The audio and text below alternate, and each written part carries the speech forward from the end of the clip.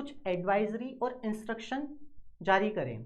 तो आज हम उन पे डिस्कशन करेंगे क्योंकि बहुत इंपॉर्टेंट है। जैसा आप देख सकते हो यहाँ पे पूरी की पूरी एडवाइजरी हम आपके साथ लेकर आए हैं, तो पॉइंट टू पॉइंट डिस्कस करेंगे, है ना।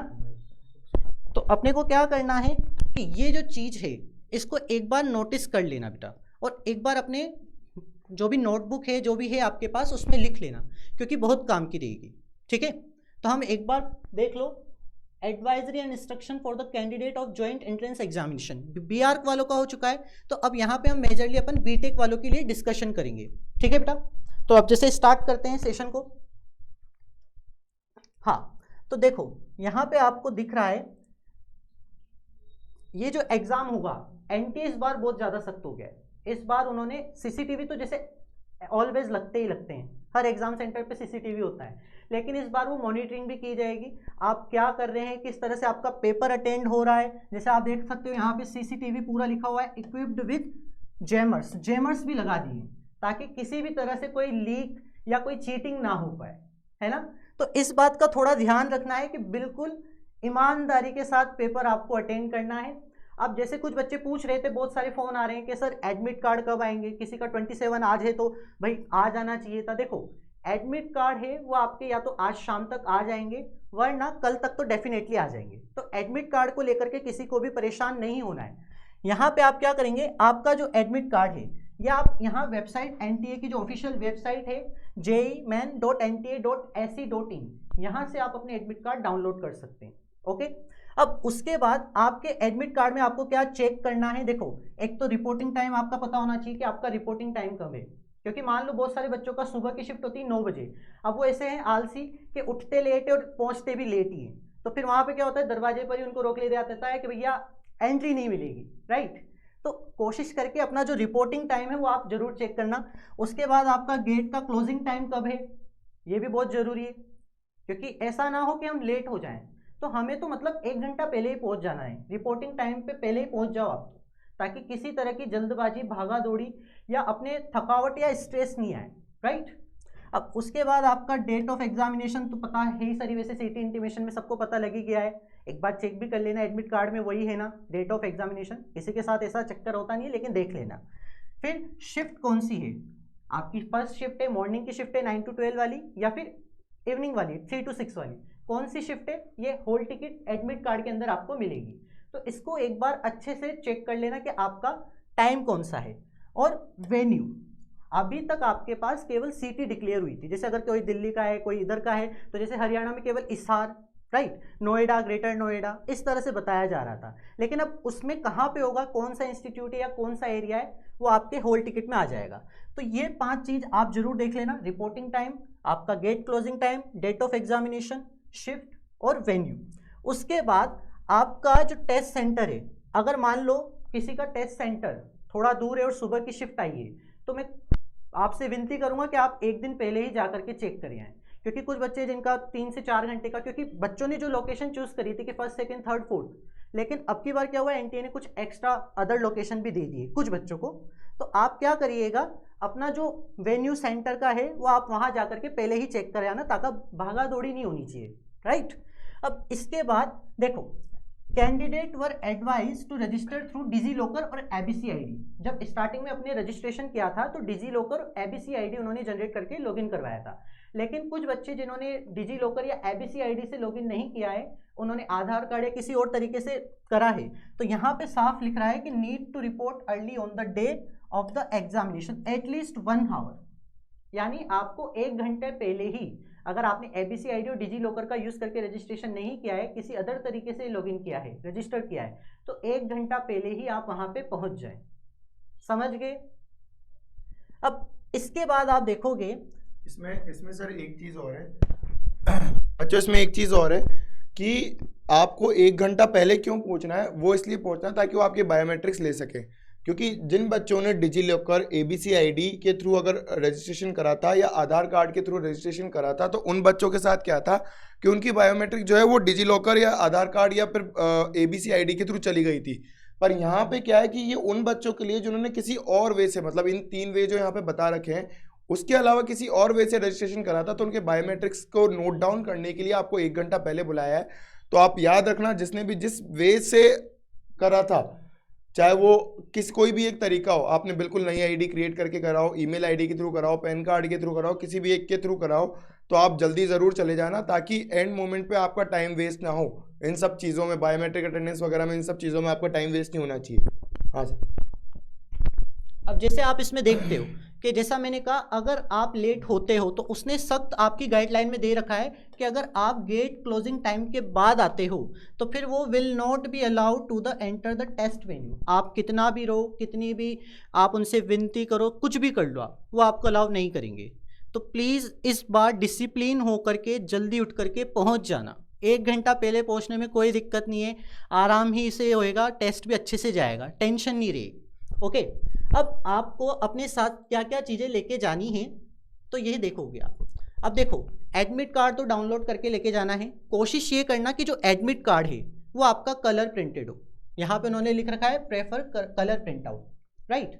तो कलर प्रिंट आउट लेके जाना, उसमें आपके फ़ोटो, सिग्नेचर, ये सारी चीज़ें विजिबल होनी चाहिए। ऐसा नहीं कि वहाँ पे सिग्नेचर ही विजिबल नहीं हो रहा, धुंधला धुंधला हो रहा है, ब्लर इमेज आ रही है, ऐसी बिल्कुल भी नहीं होनी चाहिए, राइट। तो कोशिश ये करना कि एडमिट कार्ड के अंदर फ़ोटो, सिग्नेचर, ये दोनों चीज़ें तो मोस्ट प्रायोरिटी पे आप देख लो कि वो विजिबल हो। उसके बाद आप देखोगे आपका पासपोर्ट साइज़ फ़ोटोग्राफ होना चाहिए। वैसे इसमें लिख रहा है 1 पासपोर्ट साइज़ फ़ोटोग्राफ, मैं रिकमेंड करूँगा आप 2 लेके जाएँ। ओके, फोटोग्राफ भी बिल्कुल सेम होना चाहिए जो आपने रजिस्ट्रेशन के टाइम पे यूज़ किया था। आपने जो फोटो वहाँ पे अपलोड किया था ना, सेम फोटो होना चाहिए। क्योंकि एक बच्चे से मेरी बात हुई, उसने कहा कि सर जो फोटो था वो तो एक ही था, मैंने वहाँ पे कर दिया, वो फोटो नहीं मिल रहा है, तो देखो गड़बड़ हो जाएगी, फिर बाद में रोने वाला काम हो जाएगा। ओके, तो जो फोटो है बिल्कुल जो आपने रजिस्टर के टाइम पे यूज़ किया था, सेम फोटो होना चाहिए। यहाँ पे लिख रहा है same as uploaded with the online application form. Okay, अब थर्ड में आपके वैलिड फोटो आईडी प्रूफ चाहेगा। फोटो आईडी प्रूफ में आपके क्या हो सकता है, पैन कार्ड हो सकता है, driving licence, voter ID, passport, Aadhaar card with photograph. देखो साफ लिखा है, आधार कार्ड जो होगा वो विद फोटोग्राफ होगा, मतलब फोटो इमेज होनी चाहिए उसके अंदर। ऐसा नहीं कि आपका आधार कार्ड में आपका फोटो ही नहीं, वैसे होता नहीं है किसी के साथ जनरली, लेकिन उन्होंने मेंशन किया है ई आधार, राशन कार्ड, 12th क्लास का एडमिट कार्ड। ओके, तो यहाँ पे आपके देखिए voter ID, Aadhaar card, PAN card, ये सारी चीज़ें आपके पास होनी चाहिए। अब क्या चीज़ वो अलाउ नहीं करेंगे, जैसे ID card issue bye school, college, university, coaching centre, आधार एनरोलमेंट रिसिप्ट विदाउट आधार नंबर। कुछ बच्चे सोचते हैं कि आधार की जो रिसिप्ट है वही लेके चल जाएंगे, लेकिन अगर उसमें आधार कार्ड का नंबर मेंशन नहीं हुआ तो वो भी वहाँ पे अलाउ नहीं है। तो प्लीज़ अपने जो डॉक्यूमेंट है उसको पहले से ही प्रिपेयर करके रखना। ऐसा नहीं कि एक दिन पहले जाग रहे हैं कि अरे चले डॉक्यूमेंट कहाँ पे है, डॉक्यूमेंट गड़बड़ हो जाएगी। तो पहले से अपने डॉक्यूमेंट प्रिपेयर करके रखो, Aadhaar card, PAN card, valid ID, photo. अब इसमें no candidate will be allowed to enter the examination centre without identity verification. आपके पास आधार कार्ड जो भी आईडी है वो ओरिजिनल होनी चाहिए, जेरोक्स कॉपी नहीं चलेगी। साफ बोल रहा हूँ, जेरोक्स कॉपी किसी भी तरह से नहीं चलेगी, ओरिजिनल लेके जाना। अगर मान लो आपके बर्थ या फिर फोटो में कुछ गड़बड़ है तो एक्स्ट्रा आईडी लेके चले जाना। क्योंकि एक बच्चे से बात हुई, वो बोल रहा था सर मेरी डीओबी अलग है, चेंजेस होकर आ रही है, तो गड़बड़ हो जाएगी। डीओबी भी बिल्कुल सेम होनी चाहिए जो आपके रजिस्ट्रेशन के टाइम पे थी, समझ गए। तो आईडी का बहुत अच्छे से ध्यान रखना है। अब जैसे मान लो कोई बच्चा ऐसा है जो पीडब्ल्यूडी कैटेगरी से बिलोंग करता है, फिजिकली वीक, तो आपको वहाँ पे सर्टिफिकेट लेके जाना पड़ेगा जो कि कॉम्पिटेंट अथॉरिटी के द्वारा इश्यू किया गया होना चाहिए। अगर कोई पीडब्ल्यूडी से है कैटेगरी से तो उसके पास फोटो के मतलब ये सर्टिफिकेट होना बहुत ज़रूरी है ना।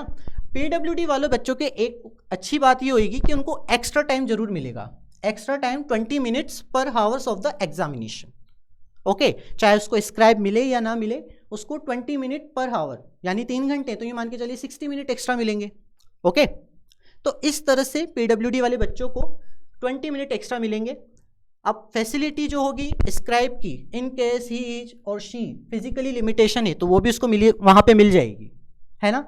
तो वहाँ पे स्क्राइब की फैसिलिटी मिलेगी। अगर आपने रजिस्ट्रेशन में आपने फॉर्म में लिखा है कि मुझे स्क्राइब की नीड है तो वहाँ पे आपको स्क्राइब भी प्रोवाइड किया जाएगा। ओके, और जो स्क्राइब की जो फैसिलिटी होगी वो बिल्कुल जैसे आपके 23 का जो एग्जामिनेशन हुआ था उसी की तरह सेम होगी, candidate only if he has opted for the same on online application form. जैसा मैंने कहा, अगर आपने रजिस्ट्रेशन के टाइम पे मेंशन किया है कि मुझे स्क्राइब की नीड है, तभी वहाँ पे प्रोवाइड होगी, ऐसे तो नहीं कि हम एक्स्ट्रा में प्रोवाइड कर दें, राइट। अब इसके बाद the candidate will have the description of option for his on scribe और to avail the facility of scribe provided by the NTA.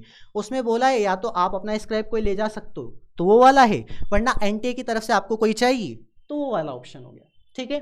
अब नेक्स्ट पॉइंट पे आते हैं। देखो, candidate should ensure that the question paper available on the computer screen, जो उसने opted subject या medium select किया है उसमें होना चाहिए। मान लो आपने जिस मीडियम में आपने पेपर को कहा है कि मुझे तो इस मीडियम में चाहिए, हिंदी चाहिए, इंग्लिश चाहिए, जो भी लैंग्वेज में, तो आप एक बार चेक कर लेना कि आपका जो पेपर है वो उसी लैंग्वेज में तो है ना, right.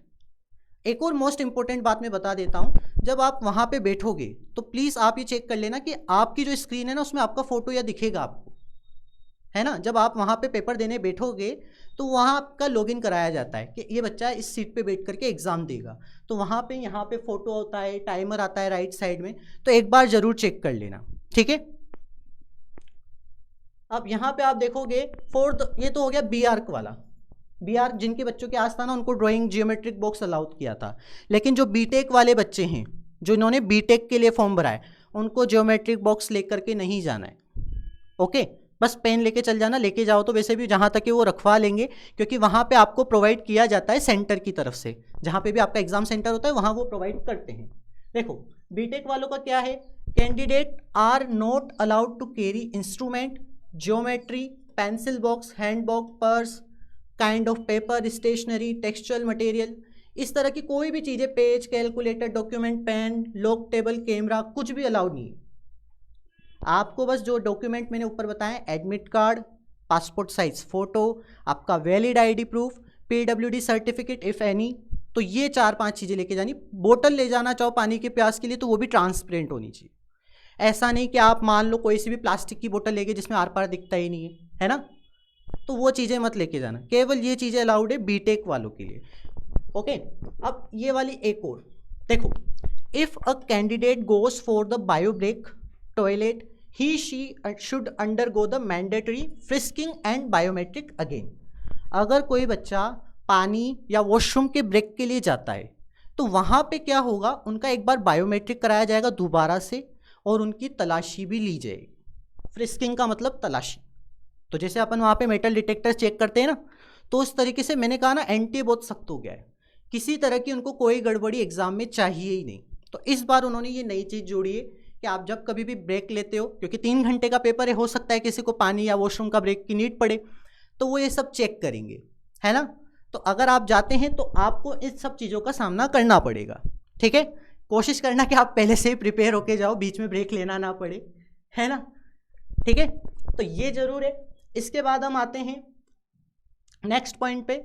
Apart from the biometric attendance and frisking at entry, candidate will be frisked, biometric attendance will be taken again. जैसा मैंने अभी डिस्कस किया, एक बार तो जब आपकी एंट्री होगी तब आपका बायोमेट्रिक और फ्रिस्किंग की जाएगी, वहाँ पे तलाशी ली जाएगी मेटल डिटेक्टर से कि आपके पास कोई मेटल या कुछ ऐसा camera, phone, mobile phone, calculator, ये डिजिटल कुछ है तो नहीं। उसके बाद जब आप वापस ब्रेक लोगे तब वापस से वो आपका ये चेक करेगा कि ये कुछ ऐसा समथिंग आपके पास सामान या कुछ है तो नहीं, आप वॉशरूम करने गए, पानी का ब्रेक लेने गए, वहाँ से लिया है कुछ, तो ये सब चेक होगा। अब ब्लैंक पेपर की शीट आपको मिलेगी A4 साइज की, क्या आप सोल्व किस पे करोगे, तो वो सेंटर वाले आपको ब्लैंक शीट प्रोवाइड करेंगे, ठीक है। Candidate must write their name and roll number, आपको अपना नाम और आपका जो भी रोल नंबर है वो वहाँ पे टॉप में लिख देना है, टॉप एरिया में, कि ये मेरा नाम है, ये मेरा रोल नंबर है, ठीक है। अब जब आपका एग्ज़ाम कंप्लीट हो जाएगा तो ये जो आपका ब्लैंक शीट होगा वहाँ पे एक ड्रॉप बॉक्स होगा, वहाँ पे आपको छोड़ के आना है। मतलब आप उस शीट को ऐसा नहीं कि चलो पेज बच गया, चलो घर पे काम आएगा, ऐसा काम नहीं होगा। वहाँ पे जो भी रफ शीट है वहाँ पे आपको ड्रॉप बॉक्स में डाल करके आनी, समझ गए। अगर मान लो आपने वो ड्रॉप बॉक्स में नहीं डाली तो फिर आपने जो टेस्ट दिया है वो चेक नहीं किया जाएगा। एनटीए की तरफ से साफ के रखा है आपको ड्रॉप बॉक्स और एडमिट कार्ड दोनों वहां पे किया जाएगा। देखो, फेलियर टू डू सो में result in non evaluation of your answer. अगर आप वहां पे सबमिट नहीं कराते हो तो आपके आंसर का इवेल्यूशन नहीं किया जाएगा, ठीक है। अब duly filled in admit card must be dropped in designated drop box. जैसा मैंने कहा, एडमिट कार्ड और रफ शीट दोनों वहां पे ली जाएगी, है ना। तो इस बात का थोड़ा खास ध्यान रखना है। किसी के पास अगर रह भी जाती है तो आप एक बार ड्रॉप बॉक्स में रख देना, ठीक है। अब candidate must enter the required detail in the attendance sheet in legible hand writing, put there signature, left hand thumb impression and paste the photograph at the appropriate place. आपके admit card जो आएगा उसमें एक photo की जगह दी जाएगी, signature दिया जाएगा और थंब इम्प्रेशन भी दिया जाएगा। तो आपको क्या करना है, आपका जो भी सेम फोटोग्राफ है एक तो वो पेस्ट करना है वहाँ पे, और सिग्नेचर करना है जो सेम सिग्नेचर आपने वहाँ पे अपलोड किया है। और वहाँ पे कुछ लिखा हुआ होगा लेजिबल हैंड राइटिंग में, तो वो सिग्नेचर तो आपका हो ही गया। और थंब इम्प्रेशन, लेफ्ट हैंड का थंब इम्प्रेशन जरूर लगाना है, ठीक है। तो इस बात का थोड़ा ध्यान रखना, वहाँ पे लिखा हुआ है। एडमिट कार्ड जब आएगा आप एक बार चेक कर लेना, वहाँ पे स्पेस दिया रहेगा। इसके बाद the candidate are advise to carefully read the subject specific instruction. ये जरूर पढ़ लेना भाई, फिजिक्स का इंस्ट्रक्शन अलग, केमिस्ट्री का इंस्ट्रक्शन अलग, मैथमेटिक्स का इंस्ट्रक्शन अलग। आप जो इंटीजर वैल्यू के क्वेश्चन करते हो वहाँ पे भी आपको कुछ ना कुछ इंस्ट्रक्शन दिए जाते हैं। जैसे बहुत सारे बच्चे बोलते हैं ना कि सर इसमें आंसर किस तरह से करना था, मुझे तो पता ही नहीं था, रेशियो में लिखना था, डेसिमल पॉइंट लिखना था, अप्रोक्स लगाना था, तो वो सब वो देगा। इसमें लिख रहा है साफ, आप अपने इंस्ट्रक्शन को अच्छे से पढ़ो, ओके। तो जो भी पेपर आप देने जाते हो उसको अच्छे से रीड कर लेना, इंस्ट्रक्शन को सही से पढ़ लेना। कैंडिडेट में also note that the examination will be computer based. ये तो सबको पता है, सीबीटी मोड का पेपर होगा। अभी तक हमने जितने भी टेस्ट दिए हैं, ई सरल के अंदर जितने भी टेस्ट हुए हैं सारे सीबीटी मोड हैं, कंप्यूटर बेस्ड टेस्ट है। तो आपको बिल्कुल वही फीलिंग आती है कि हम तो जेई मेन का एग्जाम दे रहे हैं। 300 मार्क्स का पेपर, 75 क्वेश्चन, इंटीजर वैल्यू, वहाँ टाइमिंग चल रही है, राइट। अब इसके बाद आप देखोगे candidate should also go through all instruction given in the admit card. Admit card में भी कुछ इंस्ट्रक्शन आपको गिवन होंगे, आप एक बार उनको पढ़ लेना क्या क्या इंस्ट्रक्शन है। वैसे सेम इंस्ट्रक्शन ही देंगे, ज़्यादातर कोई डिफरेंस नहीं आएगा, लेकिन एक बार फिर भी ऊपरी तौर पे रीड कर लेना, ओके। और मान लो आपको किसी तरह का क्लेरिफिकेशन चाहिए, कुछ दिक्कत आ रही है आपकी, तो आप यहाँ पे जो नंबर है, ईमेल दे रखा है, कॉन्टेक्ट कर सकते हैं, ओके। अब इसके बाद चलते हैं नेक्स्ट पॉइंट पे। अब देखो यहाँ पे सब्जेक्ट स्पेसिफिक इंस्ट्रक्शन दे रखे हैं, जैसे फिजिक्स, केमिस्ट्री और मैथमेटिक्स। एवरीबडी नो कि जो जेई का पेपर होता है वो 2 सेक्शन होता है, 20 क्वेश्चन अलग, 10 क्वेश्चन होते हैं इंटीजर वाले, जिनमें से 5 करने होते हैं, राइट। सबको पता है ना, ये तो मना मत करना, जेई की तैयारी करने वाले सबको पता होता है। तो देखो जो भी 20 क्वेश्चन आप करोगे, each question has 4 option, MCQ type के होंगे। Only one of this 4 option in the most appropriate और best answer will be consider the correct answer, ठीक है। तो जो भी आप 20 क्वेश्चन करोगे उनमें से 4 ऑप्शन आपको मिलेंगे, एक ऑप्शन जो भी सही है करेक्ट करना है और उसको फिल कर देना है। Candidate are advise to the calculation with the constant given. वहाँ पे आपको कांस्टेंट गिवन होंगे, अपनी तरफ से कोई वैल्यू मत ले लेना, ठीक है। वहाँ पे पूरा आपको कांस्टेंट क्वेश्चन के अंदर ही दे रखा होगा कि इस कांस्टेंट की वैल्यू ये लेकर चलनी है, राइट। इसके बाद the answer should be rounded off to the nearest integer. Integer, nearest integer में आपको राउंड ऑफ करना है, ओके। अब ये तो आपको पता ही होगा, जैसे मान लो 2.6 है तो आप इसको 3 में नियरेस्ट इंटीजर करोगे, 2.4 है तो आप इसको 2 लेके चलते हो। तो ये तो जनरली सबको पता होता है, राइट। तो इसका थोड़ा ध्यान रखना, ओके। अब जैसे ये भी आपको पता है कि हर एक क्वेश्चन 4 मार्क्स का होता है, ठीक है। करेक्ट करेंगे तो 4 नंबर मिलेंगे, इनकरेक्ट होगा तो -1। तो अपने जो भी क्वेश्चन करते हैं बिल्कुल सोच समझ करके, जो भी आपने पढ़ा है, जो भी रीड किया है, प्योर लॉजिक लगा करके अटेंड करना, समझ गए। ऐसा नहीं कि वहाँ पे जाके तुक्केबाजी कर रहे हैं, तुक्केबाजी मत कर देना, क्योंकि बहुत सारे बच्चे होते हैं जो चलो लास्ट के बच रहे हैं। तुक्केबाजी तभी करने जब आपके 2 ऑप्शन एलिमिनेट आपने कर दिए, ओके। अगर कोई ऐसा चीज़ है कि हाँ 2 ऑप्शन एलिमिनेट हो रहे हैं, दिख रहा है और लॉजिक लग रहा है, तब तो फिर भी हम रिस्क ले सकते हैं, वो भी रिस्क है ना। मैं तो रिकमेंड ही नहीं करता कि भाई तुक्केबाजी करें, लेकिन अगर कुछ ऐसा कर रहा है तो पहले 2 ऑप्शन एलिमिनेट ज़रूर कर देना। अब उसके बाद सेक्शन बी की बात करते हैं। सेक्शन बी में आपके होंगे 10 क्वेश्चन, ओके, जिनमें से आपको 5 क्वेश्चन करने होते हैं, समझ गए आप? तो 10 में से ओनली 5 क्वेश्चन होंगे। अब candidate are advise to do the calculation with the constant given, same चीज़ है, कांस्टेंट आपको गिवन होंगे, सेम कांस्टेंट का यूज करके आपको कैलकुलेशन करनी है उसमें। Okay, for each question enter the correct integer value of the answer using the mouse on screen virtual numeric keypad. अब वहाँ पे क्या होगा, आपके पास जो कीपैड है उससे आप आंसर वैल्यू की इनपुट नहीं कर पाओगे, ये बात ध्यान रखना। वहाँ पे स्क्रीन पे ही आपको वर्चुअली कीबोर्ड प्रोवाइड किया जाएगा, जो आगे के इंस्ट्रक्शन है उनमें आपको पता चलेगा कि किस तरह से होगा, ठीक है, जिसमें आदित्य सर हमें बताएंगे कि वो वर्चुअली स्क्रीन बोर्ड किस तरह से दिखेगा, आपको किस तरह से वैल्यू इनपुट करनी है, वो सारी चीज़ें। तो इस बात का थोड़ा ध्यान रखना कि स्क्रीन पे जो भी वर्चुअली कीबोर्ड है उससे आपको आंसर करना है। इसमें भी सेम वही है, 4 करेक्ट वाले और -1 नेगेटिव वाले, ठीक है। तो ये तो आपको जनरली पता ही है, अगर आपने अटेंड नहीं करा तो 0 है, जनरली चीज़ें ये तो आपको पता होती है। अब इसके बाद का जो है वो अब आदित्य सर आपको बताएंगे। जैसे तो एप्टीट्यूड टेस्ट है और ये ड्राइंग टेस्ट है, ये तो बी आर्क और ये बी प्लानिंग वालों का है, तो ये तो हो चुका है। ओके, तो अब जैसे आगे की जो चीज़ें हैं वो आदित्य सर आपको गाइड करेंगे। Thank you Prateek sir.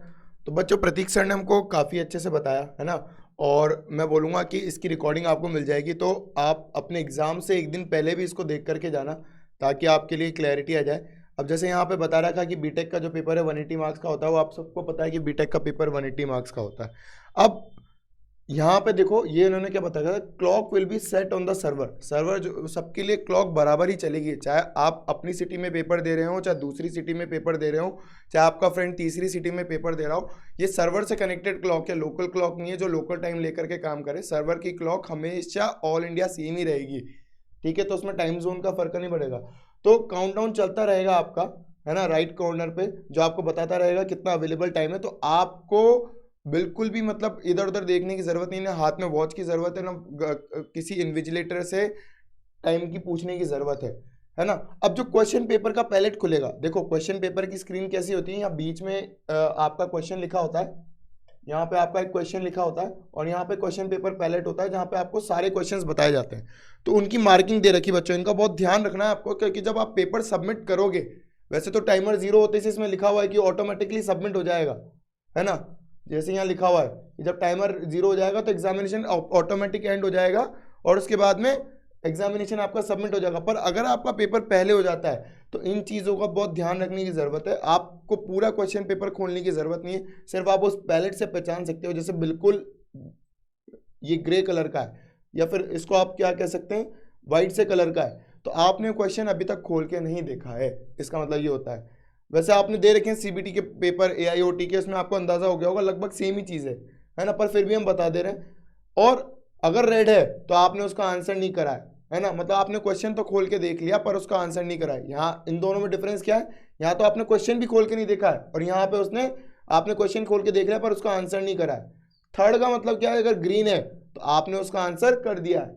Fourth का मतलब अगर वो ये पर्पल कलर का है तो आपने क्वेश्चन देखा पर वो आपको लगा कि नहीं मैं बाद में सॉल्व करूंगा, आपने मार्क फॉर रिव्यू कर दिया। मार्क फॉर रिव्यू का मतलब ये कि आपने उसका आंसर नहीं करा और मार्क फॉर रिव्यू कर दिया कि मैं वापस आके इसको दोबारा देखूंगा, क्योंकि किसी न किसी कारण से आप आगे बढ़ गए थे, ठीक है। और लास्ट ऑप्शन है फिफ्थ वाला, इन दोनों में डिफरेंस है, यहाँ पे आपने उसका आंसर भी दिया है। देखो यहाँ पे ये जो ग्रीन कलर का ये बना हुआ है ना, इसका मतलब ये है कि आपने उसका आंसर भी दिया है बच्चों, और मार्क फॉर रिव्यू कर दिया। आपको लगा डाउट नहीं कि यार ऐसा आंसर थोड़ी ना हो सकता है, चल मैं बाद में देखूंगा, है ना। तो मार्क फॉर रिव्यू स्टेटस में क्या होगा कि आपने उसको दोबारा देखोगे उस क्वेश्चन को। और देखो एक चीज और लिखी है एंटी ने यहाँ पे, will be considered for evaluation. अगर आपने उस क्वेश्चन का आंसर करके उसको मार्क फॉर रिव्यू कर दिया तो आपको क्या होगा कि यहाँ पे एंटी है उसको इवैल्यूएशन के लिए कंसीडर करेगा। मतलब अगर सही है तो वो आपको सही मार्क्स देगा और गलत है तो आपके नेगेटिव मार्किंग होगी। इस चीज का ध्यान रखना हमको। अच्छा, एक चीज और है कि यहाँ पे एक एरो बना होता है, देखो मैं आपको दिखाता हूं, है ना, देखो इसको, ये आपका पूरा एग्जामिनेशन का पैनल है बच्चों। यहाँ पे आपका नाम रहेगा, ये चीज़ें चेक करनी है आप सबको।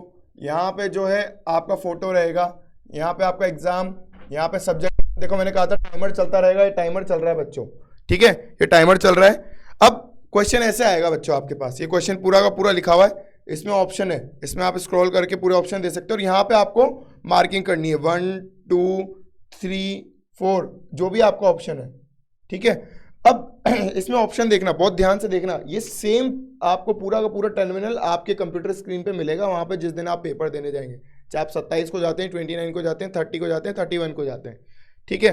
तो सेव एंड नेक्स्ट करना बहुत जरूरी है, तभी वो चीज मार्क होगी। अगर सेव एंड नेक्स्ट नहीं करोगे तो क्लियर में क्या होगा, आप ऑप्शन लगा के उसको क्लियर कर सकते हो, है ना। वैसे तो एक तरीका ये भी कि थर्ड है, पर आपको मान लो आपने तुक्का मारा 2 आर, आपको लगा कि नहीं यार नेगेटिव हो जाएगा, तो ऐसे क्लियर करना बहुत जरूरी है बच्चों।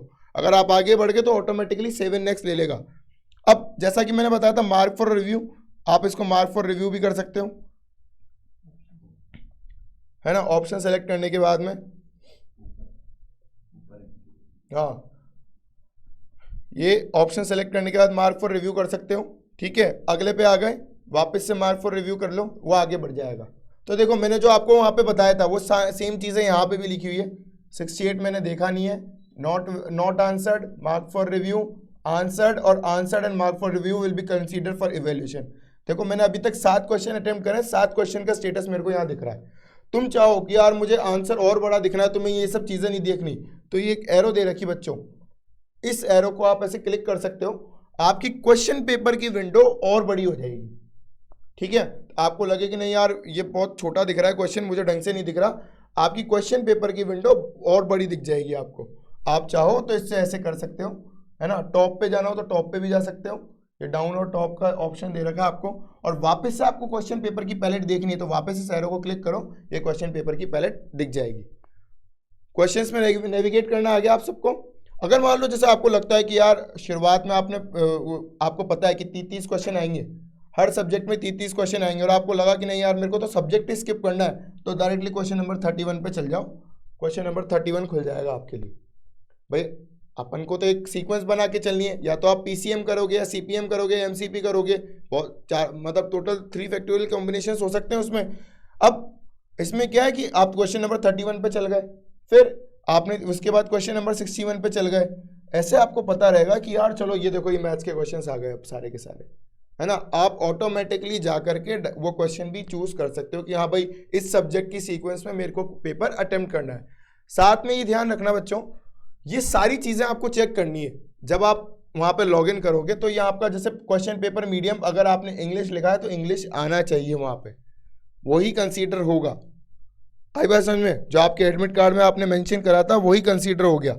तो वापस से अपने इस पे आ जाते हैं, है ना। तो मैंने देखो आपको सारी चीजें बता दी कि किस तरीके से आपको क्वेश्चन पेपर में नेविगेट करना है और क्या क्या ऑप्शन वहाँ पे दिए होंगे। बच्चों ये बहुत इंपॉर्टेंट सेशन है, आपके दोस्तों को भी ज़रूर दिखाना है, इसकी लिंक आपके मेंटर्स आपको भेज देंगे, उन सबके भी बहुत काम आएगा। ये पीडीएफ भी आपको भेज देंगे, और इस सेशन को अपने एग्जामिनेशन डे के जस्ट एक दिन पहले देख करके जाना, ताकि सारी चीज़ें रिवाइज हो जाए कि क्या करना है क्या क्या नहीं करना, ठीक। बाकी तो मैंने ये सब बता ही दिया आपको। अच्छा, एक जो चीज़ है, जो भी इंटीजर टाइप क्वेश्चन होंगे, ऐसा वर्चुअल कीबोर्ड आपका वहाँ बना होगा। आपका जो फिजिकल कीबोर्ड है, आपके कंप्यूटर के साथ जो फिजिकल कीबोर्ड अटैच होगा वो नहीं चलेगा, उसको लॉक कर दिया जाएगा, वो नहीं चलेगा। आपको बस चीज़ का ध्यान रखना है कि आपको कभी भी अगर इंटीजर टाइप क्वेश्चंस के आंसर करने हैं बच्चों, तो इस कीबोर्ड के थ्रू ही करना है। इस कीबोर्ड को कैसे यूज़ करोगे, वहाँ पे आपको दिख जाएगा ये कीबोर्ड। जैसे कोई इंटीजर टाइप का क्वेश्चन होगा, माउस पे उस बटन पे क्लिक करना है। सपोज आपका आंसर 23 है, तो 2 पे क्लिक करा, 3 पे क्लिक करा, तो वहाँ ऑटोमेटिकली 23 आ जाएगा, ठीक है। इंटीजर वाले क्वेश्चन में खास ध्यान रखना बच्चों इस चीज को। अब जैसे यहाँ पे लिखा हुआ है, the candidates will have the option to change the previous saved answers to question any time during the duration. To change the answer to the question that has been already answer, first select the corresponding question from the question palette and clear response. अब देखो मान लो आपको लगा कि नहीं यार sir इसमें है ना क्या बोलते हैं, मेरे को आंसर कुछ अलग लग रहा है यार, मैं दोबारा क्वेश्चन आपने सॉल्व करा, दोबारा नया आंसर आया और आपको लगा ये ज़्यादा सही है, तो आप क्या कर सकते हो, उसी पर्टिकुलर क्वेश्चन नंबर पे क्लिक करके पहले उसका क्लियर रिस्पॉन्स पे क्लिक करो, पुराना ऑप्शन हटाओ, क्योंकि आप जब तक सेव एंड नेक्स्ट नहीं करोगे ना तब तक उसको इवेल्यूशन की तरह मार्क नहीं करेगा बच्चों को।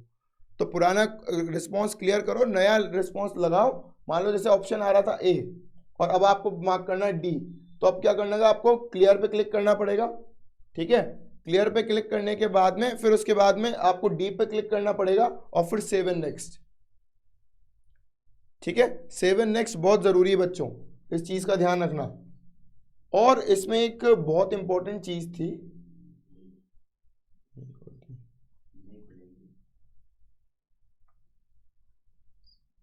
है ना, समरी आपको मिल जाएगी एंड में कि आपने कितने क्वेश्चन अटेम्प्ट करे। और एक इंपॉर्टेंट चीज और थी बच्चों,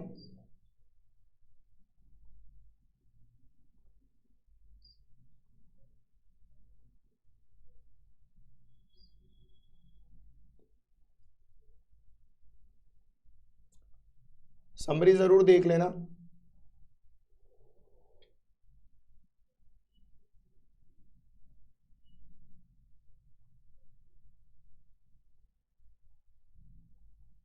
हाँ देखो, याद आ गया मेरे को, इसमें अभी दिख नहीं रहा पर मैं तुम्हें बता देता हूँ फिर भी।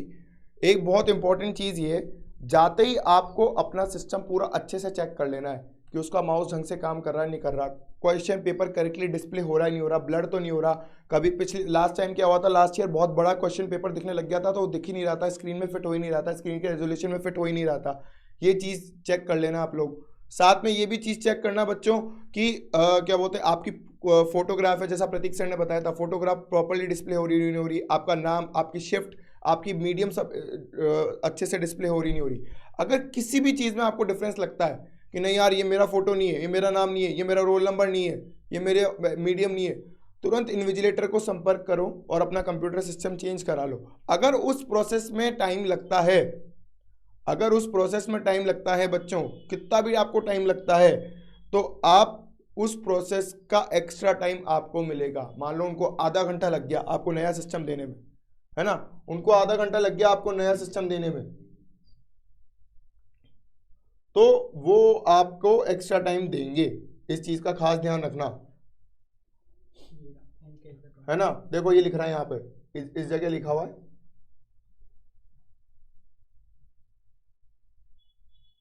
तो इस चीज का ध्यान रखना। देखो, in case mouse computer allotted to any candidate malfunction during the test, he or she will be immediately allotted another computer system and the time lost due to this will be adjusted in the server so as to give the candidate a full allotted time।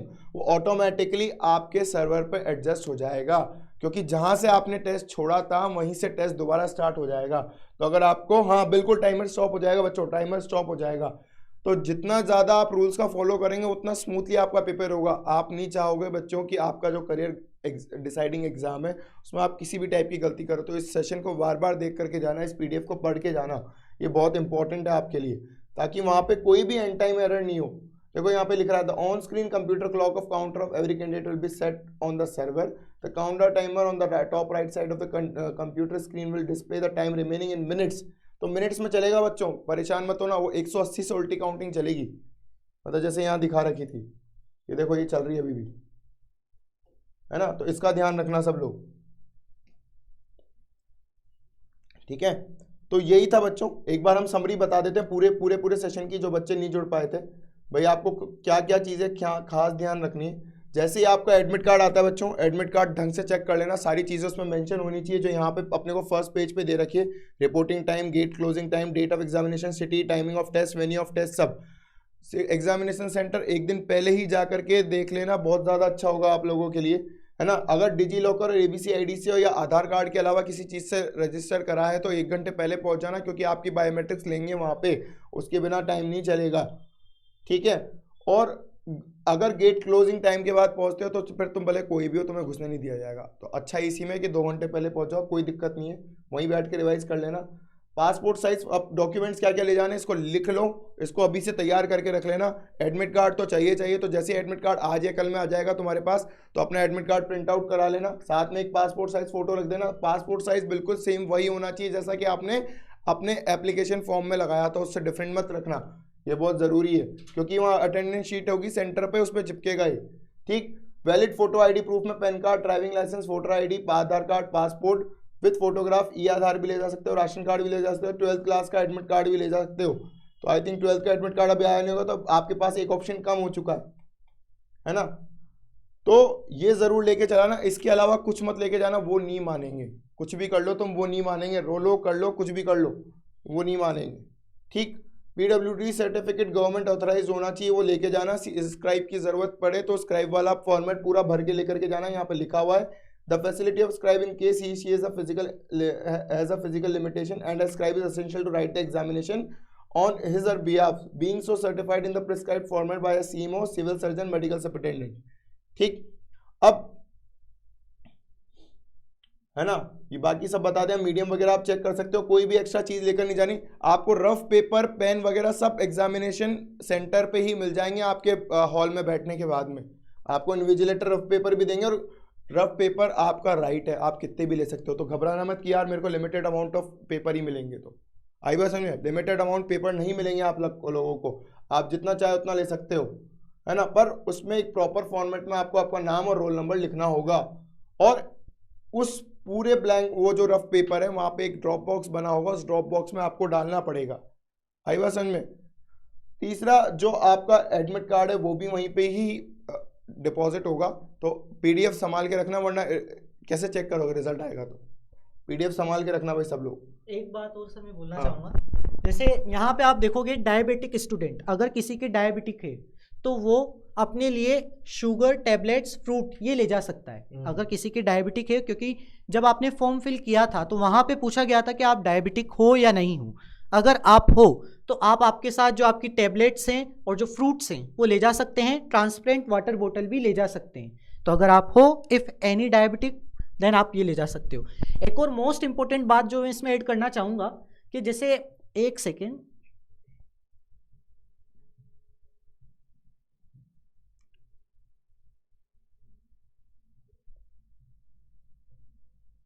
ये देखिए, for the correctness of translation for a particular language only the English version will be consider the final for this evaluation purpose. अगर मान लो आपने कोई other language select करी है, कि मैंने तो हिंदी सेलेक्ट कर ली है या फिर मेरी दूसरी लैंग्वेज है, तो जो फाइनल एवेल्यूएशन होगा वहाँ पे कुछ इंटरप्रिटेशन में कुछ गड़बड़ आ रही होगी, तो इंग्लिश वाली जो होगी वही वहाँ पे फाइनल एवेल्यूएशन में कंसीडर की जाएगी। तो अगर कुछ ऐसा होता है तो आप एक बार देख लेना, क्योंकि वहाँ पे आपको साइड में ऑप्शन दिया होगा, यहाँ पे आपको टॉप बार में कुछ लैंग्वेज दी होगी जैसे इंग्लिश, तो आप यहाँ से अपनी लैंग्वेज सेलेक्ट कर सकते हैं कि आपको कौन सी लैंग्वेज में देखना है। एक और बात, जब आप क्वेश्चन पेपर करते हैं तो क्वेश्चन पेपर में थोड़ा जब आप रफ वर्क करेंगे तो उसको थोड़ा इस तरह से करना, नीट एंड क्लीन, कि तब आपको पता रहे कि किस तरह से करना है। जैसे यहाँ पे 1 कर लिया, फिर यहाँ पे 2, इस तरह से, मतलब ब्लॉक वाइज करना। ये सारांश सर ने भी आपको बहुत पहले बताया था टेस्ट स्ट्रेटेजी सेशन में, मैं आपको फिर से याद दिला देता हूँ। अगर आप इस तरह से नहीं करते हो, रैंडमली कर लेते हो, मान लो मैंने 3 करा, फिर यहाँ 4 कर दिया, फिर यहाँ 5, इस तरह से मैंने कुछ भी कर दिया, तो फिर क्या होगा, जब मैं मार्क फॉर रिव्यू इस तरह के जो क्वेश्चन होंगे, जब मैं इनको चेक करने जाऊँगा ना दोबारा, तो मैं कंफ्यूज हो जाऊंगा कि मैंने क्वेश्चन कहाँ पे छोड़ा था और कहाँ से दूसरा क्वेश्चन स्टार्ट हो रहा था। तो इस बात को थोड़ा ध्यान से रख करके बिल्कुल नीट वर्क करना है आपको, रफ उसमें जो पेज मिलेगा आपको, है ना।